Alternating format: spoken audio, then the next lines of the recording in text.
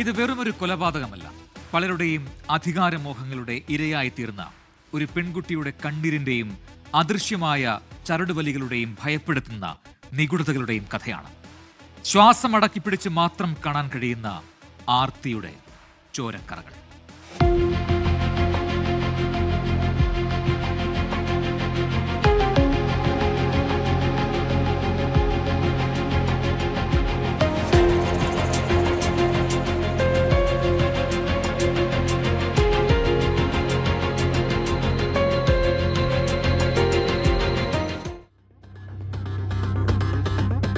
നഗരത്തിന്റെ വെട്ടിത്തിളങ്ങുന്ന പ്രൗഢിക്കപ്പുറം ഇരുൾമൂടിയ ഇടനാഴികളിൽ ഒളിപ്പിച്ചു വെച്ച ഏറ്റവും ക്രൂരമായൊരു രഹസ്യത്തിന്റെ പൂട്ടുകൾ പൊളിക്കുകയാണിവിടെ.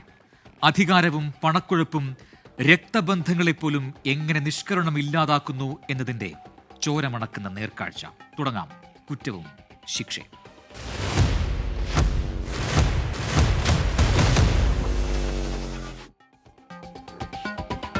ഇരുൾമൂടിയ ഒരു മെയ് പകലിൽ പെൻഷറ്റിന്റെ വിജനമായ കാടുകളെ സാക്ഷിയാക്കി പ്രകൃതി ഒരു ദുരന്തത്തിന്റെ ഗന്ധം പുറന്തള്ളുകയായിരുന്നു. കരിഞ്ഞുണങ്ങിയ മരച്ചിലകൾക്കിടയിൽ ചാരവും അഴുകിയ മാംസവും കലർന്ന അറപ്പുളവാക്കുന്ന ചോരമണം കാറ്റിനെ പോലും അന്ന് നിശ്ചലമാക്കി.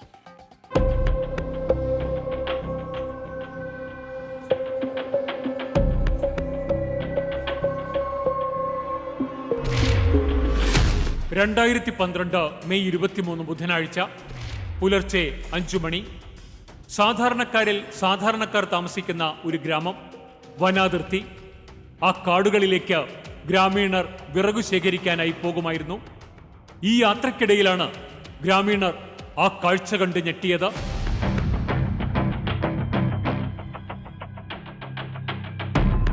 കരിയിലകൾക്കിടയിൽ പുതഞ്ഞ ഒരു സ്ത്രീയുടെ ജഡം. കത്തിക്കരിഞ്ഞ നിലയിലായിരുന്നു ആ മൃതദേഹം കിടന്നിരുന്നത്. മാംസം വെന്ത എല്ലിൽ ഒട്ടിപ്പിടിച്ച അവസ്ഥ. കുറച്ച് പഴക്കമുണ്ട് മൃതദേഹത്തിന്. നീണ്ടു തഴച്ചു വളർന്നു കിടന്നിരുന്ന തലമുടിയുടെ ചില ഭാഗങ്ങൾ അപ്പോഴും കരിയാതെ ബാക്കി വന്നിരുന്നു. അതൊരു സ്ത്രീയുടെ മൃതദേഹം തന്നെയെന്ന് ഗ്രാമീണർ ഉറപ്പിച്ചു. കാട്ടിൽ നിന്ന് വേഗം പുറത്തു വന്ന ഗ്രാമീണർ വിവരം ഗ്രാമത്തിലെ പോലീസ് പാട്ടീലായ ഗണേഷ് ധേനയെ അറിയിച്ചു. മഹാരാഷ്ട്രയിലെ ഗ്രാമീണ തലത്തിലുള്ള ഒരു പ്രത്യേക ഔദ്യോഗിക പദവിയാണ് പോലീസ് പാട്ടീൽ എന്നത്. ഗ്രാമങ്ങളിലെ ക്രമസമാധാന പാലനത്തിനായി പോലീസിനെയും റവന്യൂ വകുപ്പിനെയും സഹായിക്കുന്ന ഒരു സർക്കാർ പ്രതിനിധിയാണ് പോലീസ് പാട്ടീൽ.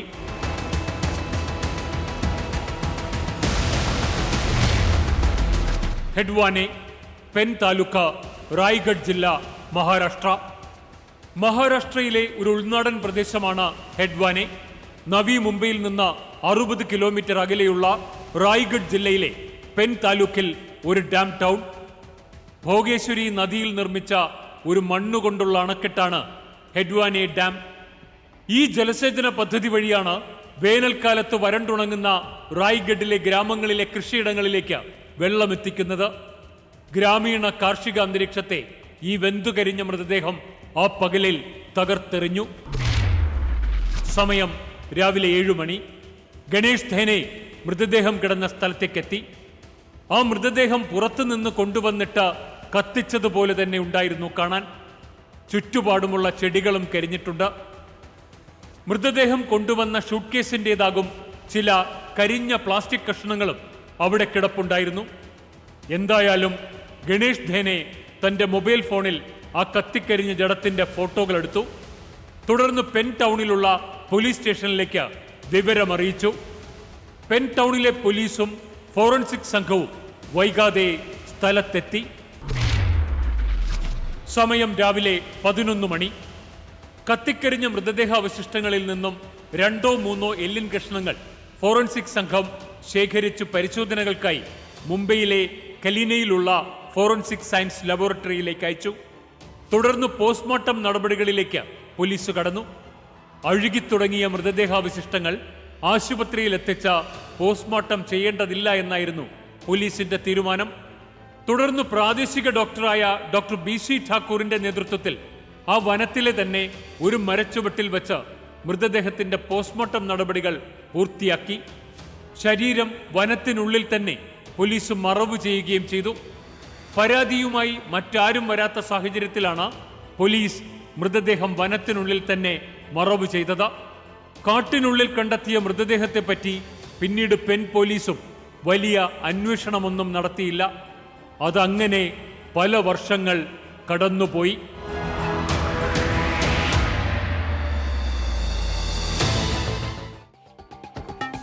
വെറുമൊരു അജ്ഞാത മൃതദേഹത്തിന്റെ അവശിഷ്ടങ്ങൾ എന്ന് കരുതി ക്രമസമാധാനത്തിന്റെ ഏടുകളിൽ എഴുതിത്തള്ളിയ ഒരു കരിഞ്ഞ അസ്ഥികൂടം. അത് പക്ഷേ അത്രമേൽ ആഴത്തിൽ കുഴിച്ചു മൂടപ്പെട്ട വിനാശകരമായ ഒരു രഹസ്യത്തിന്റെ വാതിലായിരുന്നു.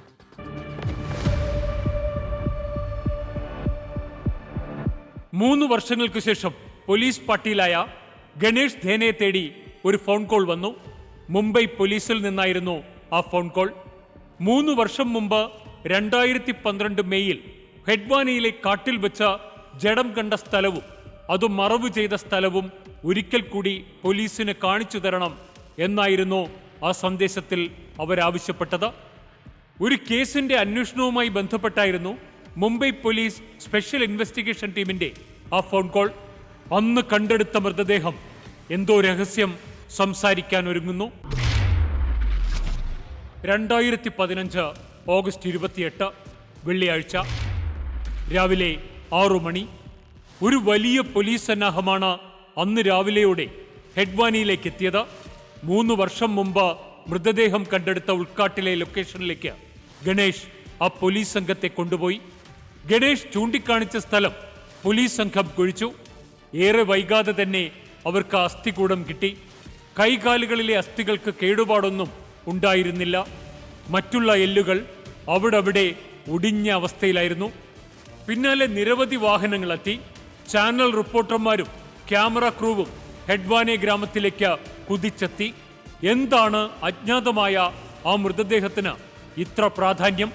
ദേശീയ മാധ്യമങ്ങളിൽ ഹെഡ്വാനയിലെ ഉൾക്കാട്ടിൽ പോലീസ് 3 വർഷം മുമ്പ് അടക്കം ചെയ്ത അസ്ഥികൂടത്തിന്റെ ദുരൂഹമായ സാഹചര്യങ്ങളെക്കുറിച്ചുള്ള വാർത്തകൾ നിറഞ്ഞു.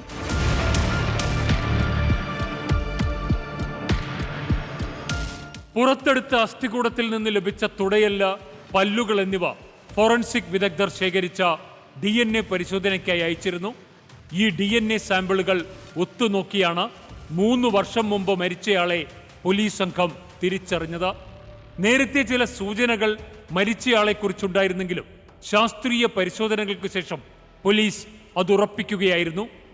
മുംബൈ കലിനയിലെ ഫോറൻസിക് ലാബിൽ നടത്തിയ പരിശോധനയിൽ ആ മൃതദേഹം പോലീസ് ഫയലിലുള്ള ഒരു യുവതിയുടേതാണെന്ന് വ്യക്തമാക്കി.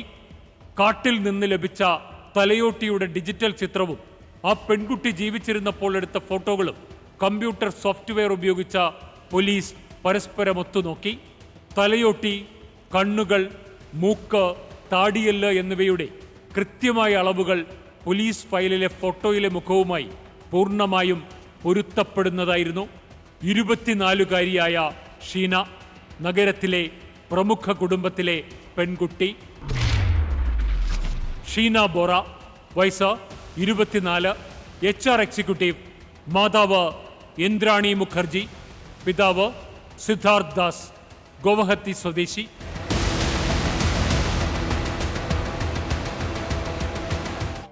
രാജ്യം ഏറ്റവുമധികം ചർച്ച ചെയ്ത കേസുകളിലൊന്ന്. ആ ചർച്ച ഇപ്പോഴും തീർന്നിട്ടുമില്ല. അതിന്റെ പ്രധാന കാരണം ഈ കേസിൽ ഉൾപ്പെട്ട ഒരു പേരാണ്, ഇന്ദ്രാണി മുഖർജി. സ്റ്റാർ ഇന്ത്യയുടെ മുൻ സിഇഒയും മാധ്യമരാജാവും INX മീഡിയ എന്ന സ്ഥാപനത്തിന്റെ ഉടമയുമായ പീറ്റർ മുഖർജിയുടെ 2ാം ഭാര്യ ഇന്ദ്രാണി മുഖർജി. 2015 ഓഗസ്റ്റ് 25 പോലീസ് ആ വനാതിർത്തി ഗ്രാമത്തിലേക്ക് 3 വർഷം മുൻപുള്ള ഒരു മൃതദേഹത്തിന്റെ ശേഷിപ്പുകൾ തേടി പോകുന്നതിന്റെ 3 ദിവസം മുമ്പ്, ആ ദിവസം മുംബൈ പോലീസ് ഒരു അറസ്റ്റ് നടത്തിയിരുന്നു. ഷീന ബോറ എന്ന യുവതിയുടെ കൊലക്കേസുമായി ബന്ധപ്പെട്ടായിരുന്നു ആ അറസ്റ്റ്. പീറ്റർ മുഖർജി എന്ന മാധ്യമ രാജാവിന്റെ ഭാര്യയായ ഇന്ദ്രാണി മുഖർജിയെയാണ് മുംബൈ പോലീസ് അറസ്റ്റ് ചെയ്തത്. രാജ്യം നടുങ്ങിയ വാർത്ത.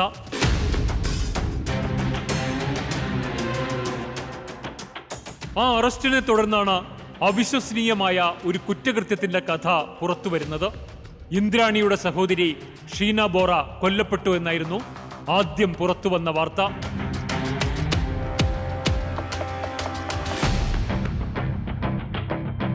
നാടുനടുങ്ങിയ ഒരു കൊലക്കേസ് വിവരങ്ങൾ പുറത്താകുന്നതും ഇന്ദ്രാണിയിലേക്ക് പോലീസ് എത്തിയതും സിനിമാ കഥയിലെന്ന പോലെ അവിശ്വസനീയം. 2015 ഓഗസ്റ്റ് 21 വെള്ളിയാഴ്ച ഒരു പരിശോധനയ്ക്കിടെയാണ് മുംബൈ ഖാർ പോലീസിനു മുന്നിൽ സംശയാസ്പദമായ സാഹചര്യത്തിൽ ശ്യാംവർ റായ് എന്നയാൾ പെടുന്നത്.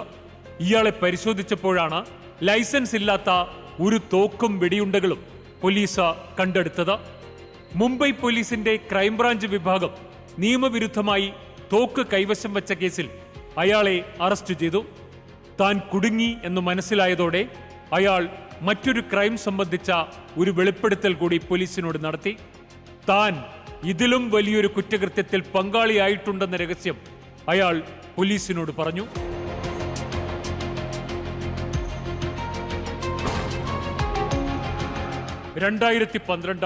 ഏപ്രിലിൽ ഇന്ദ്രാണി മുഖർജിയും മുൻ ഭർത്താവ് സഞ്ജീവ് ഖന്നയും ചേർന്ന് ഷീന ബോറയെ കാറിനുള്ളിൽ വെച്ച ശ്വാസം മുട്ടിച്ച് കൊലപ്പെടുത്തിയെന്നും താനാണ് ആ സമയത്ത് കാർ ഓടിച്ചിരുന്നതെന്നുമാണ് ശ്യാംവർ പോലീസിനോട് വെളിപ്പെടുത്തിയത്.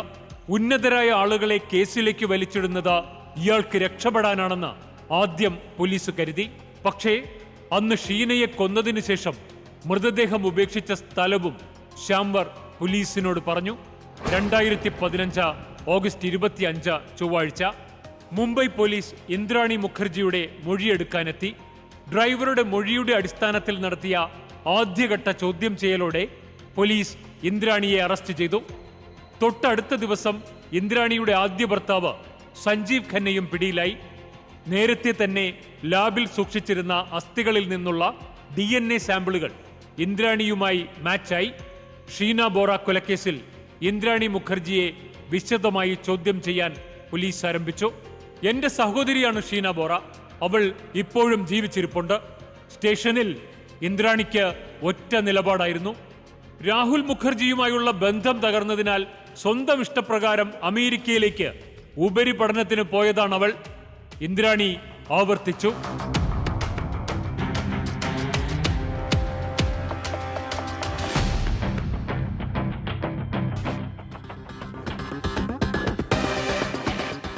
ശ്യാംവർ റായുടെ വെളിപ്പെടുത്തലനുസരിച്ച് ഇന്ദ്രാണിയുടെ ഏതോ ഒരു ബന്ധത്തിലെ മകളാണ് ഷീന ബോറ. ആ വീട്ടിലെ ഡ്രൈവറായിരുന്ന ശ്യാംവർ റായിയെ എങ്ങനെയാണ് വിശ്വസിക്കുക? പോലീസിന് ആദ്യം മുതലേ ഉണ്ടായിരുന്ന സംശയമാണത്. പക്ഷേ അയാൾ കൊലപാതകത്തിന് ശേഷമുള്ള ചില തെളിവുകൾ കൂടി നൽകിയതോടെയാണ് പോലീസ് ആ വെളിപ്പെടുത്തലിന് പിന്നാലെ പോയത്. ശ്യാംവർ റായ് ഇന്ദ്രാണി മുഖർജിയുടെയും ഭർത്താവ് പീറ്റർ മുഖർജിയുടെയും മുംബൈയിലെ സ്വകാര്യ ഡ്രൈവറായിരുന്നു ശ്യാംവർ റായ്. കുടുംബത്തിന്റെ വിശ്വസ്തനായ ജീവനക്കാരൻ എന്ന നിലയിൽ ഇന്ദ്രാണിയുടെ ഭൂരിഭാഗം യാത്രകളിലും റായ് ഒപ്പമുണ്ടായിരുന്നു. ഷീന ബോറയെ കൊലപ്പെടുത്താനുള്ള ഗൂഢാലോചനയിൽ ഇന്ദ്രാണി റായിയെയും ഒരു പ്രധാന പങ്കാളിയാക്കി മാറ്റി. റായ്ഗഡ് വനമേഖലയിൽ അനുയോജ്യമായ സ്ഥലം കണ്ടെത്താൻ ഇന്ദ്രാണിക്കൊപ്പം പോയത് റായ് തന്നെയായിരുന്നു. കൊലപാതകം നടന്ന ദിവസം കാർ ഓടിച്ചിരുന്നതും മൃതദേഹം വനത്തിൽ ഉപേക്ഷിക്കാൻ സഹായിച്ചതും ഇയാളാണ്. ക്രൂരമായ ഈ കുറ്റകൃത്യത്തിനു പകരമായി ഇന്ദ്രാണി റായ്ക്ക് വൻ തുക പ്രതിഫലമായി വാഗ്ദാനം ചെയ്തു. കൊലപാതകത്തിന് ശേഷം റായ് ജോലി ഉപേക്ഷിച്ചെങ്കിലും ഇന്ദ്രാണി ഇയാൾക്ക് സാമ്പത്തിക സഹായങ്ങൾ നൽകിക്കൊണ്ടേയിരുന്നു.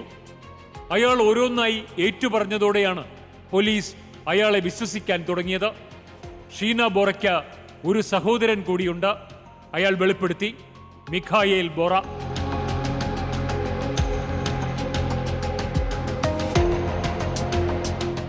ഷീന തന്റെ സഹോദരിയാണെന്ന ഇന്ദ്രാണിയുടെ വാദം പക്ഷേ വളരെ വേഗം പൊളിഞ്ഞുപോയി.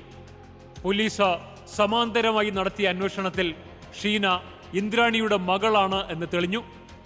ഇന്ദ്രാണിയുടെ ആദ്യ ബന്ധത്തിലെ മകളായിരുന്നു ഷീന ബോറ. അസമിലെ ഗുവാഹത്തിയിൽ വെച്ച് ഇന്ദ്രാണി സിദ്ധാർത്ഥ് ദാസ് എന്നൊരാളുമായി 3 വർഷത്തോളം ലിവ് ഇൻ റിലേഷൻഷിപ്പിലായിരുന്നു. ആ ബന്ധത്തിലാണ് ഷീന ബോറയും മിഖായേൽ ബോറയും ജനിക്കുന്നത്. സിദ്ധാർത്ഥ് ദാസുമായുള്ള ബന്ധം വേർപിരിഞ്ഞ് കൊൽക്കത്തയിലെത്തിയ ഇന്ദ്രാണി 1993 വ്യവസായിയായ സഞ്ജീവ് ഖന്നയെ നിയമപരമായി വിവാഹം കഴിച്ചു. അവർക്ക് വിധി എന്നൊരു മകളുണ്ടായി.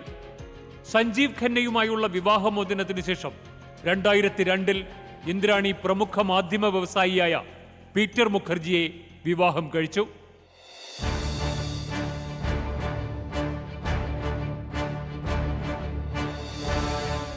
മുംബൈയിലെ ഉയർന്ന സമൂഹത്തിലേക്ക് ഇന്ദ്രാണി വളരുന്നത് ഈ വിവാഹത്തിന് ശേഷമാണ്.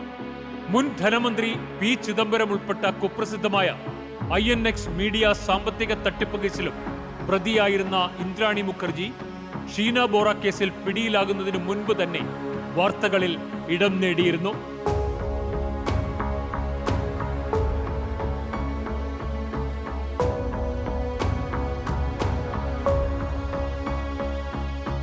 ഈ ഘട്ടത്തിലാണ് ഇന്ദ്രാണിയുടെ ഒരു ബന്ധു അസമിൽ നിന്നും മുംബൈ സെന്റ് സേവിയേഴ്സ് കോളേജിൽ ബിരുദ പഠനത്തിനായി മുംബൈയിൽ അവരോടൊപ്പം വന്ന് താമസമാക്കിയത്. പേര് ഷീന ബോറ. നിയമപരമല്ലാത്ത ആദ്യ ബന്ധത്തിലെ മകളാണ് ഷീനയെന്ന് മറച്ചുവെച്ച ഇന്ദ്രാണി തന്റെ അർദ്ധ സഹോദരി എന്നാണ് അവരെ എല്ലാവർക്കും പരിചയപ്പെടുത്തിയത്. അമ്മയുടെ രണ്ടാം ഭർത്താവിന്റെ മകൾ. മുംബൈയിലെ കോളേജ് വിദ്യാഭ്യാസ കാലത്ത് ഷീന പീറ്ററിന്റെ മകൻ രാഹുലുമായി അടുത്തു. ബന്ധങ്ങളിലെ കോംപ്ലിക്കേഷനിൽ ഇന്ദ്രാണിയും പീറ്റർ മുഖർജിയും അസ്വസ്ഥരായി.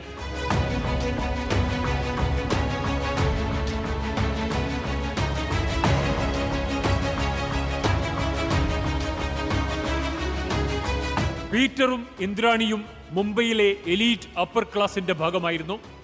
സമ്പൽ സമൃദ്ധിയിൽ മുങ്ങിക്കുളിച്ചുകൊണ്ടുള്ള ജീവിതം. എന്നാൽ ഷീന അമ്മ ഇന്ദ്രാണിയുടെയോ രണ്ടാനച്ഛൻ പീറ്ററിന്റെയോ സമ്പത്തിന്റെ താരപ്രഭയിൽ അഭിരമിച്ചിരുന്ന ഒരാളല്ലായിരുന്നു. മുംബൈ മെട്രോ 1 ഒരു HR എക്സിക്യൂട്ടീവായി ജോലിക്ക് കയറിയിരുന്നു ആ 24-കാരി. ഇന്ദ്രാണി മുഖർജിയുടെ തനിപ്പകർപ്പായിരുന്നു ഷീന. ഇന്ദ്രാണിയുടെ സഹോദരിയാണെന്നാണ് എല്ലാവരെയും പരിചയപ്പെടുത്തിയത്. എല്ലാവരും അങ്ങനെ തന്നെയാണ് വിശ്വസിച്ചതും. 2011 ഇന്ദ്രാണിയുടെയും പീറ്റർ മുഖർജിയുടെയും കടുത്ത എതിർപ്പുകളെ അവഗണിച്ച് രാഹുലും ഷീനയും ഗോവയിൽ വെച്ച് രഹസ്യമായി വിവാഹ നിശ്ചയം നടത്തി. 2012 നവംബറിൽ വിവാഹം കഴിക്കാനും ഇവർ തീരുമാനിച്ചു. അതായത് പീറ്റർ മുഖർജിയുടെ ആദ്യ ഭാര്യയിലെ മകനായ രാഹുലും ഇന്ദ്രാണിയുടെ ആദ്യത്തെ ബന്ധത്തിലുള്ള മകളായ ഷീനയും വിവാഹിതരായാൽ കുടുംബത്തിന് അത് വലിയ അപമാനമാകുമെന്ന് ഇന്ദ്രാണിക്ക് മനസ്സിലായി. 2012 ഇന്ദ്രാണി മുഖർജിയുടെ മുംബൈയിലുള്ള ഫ്ളാറ്റിലാണ് ഇവർ താമസിച്ചിരുന്നത്. എന്നാൽ രാഹുലുമായുള്ള അടുപ്പം കൂടിയതോടെ ഇന്ദ്രാണി ഷീനയെ മറ്റൊരിടത്തേക്ക് മാറാൻ ആവശ്യപ്പെട്ടു. ഈ ഘട്ടത്തിൽ പരസ്പരം അടുക്കുകയും അഗാധമായ പ്രണയത്തിലാവുകയും ചെയ്ത രാഹുലും ഷീനയും ഒരുമിച്ച് മുംബൈയിലെ ബാന്ദ്രയിലേക്ക് താമസം മാറി.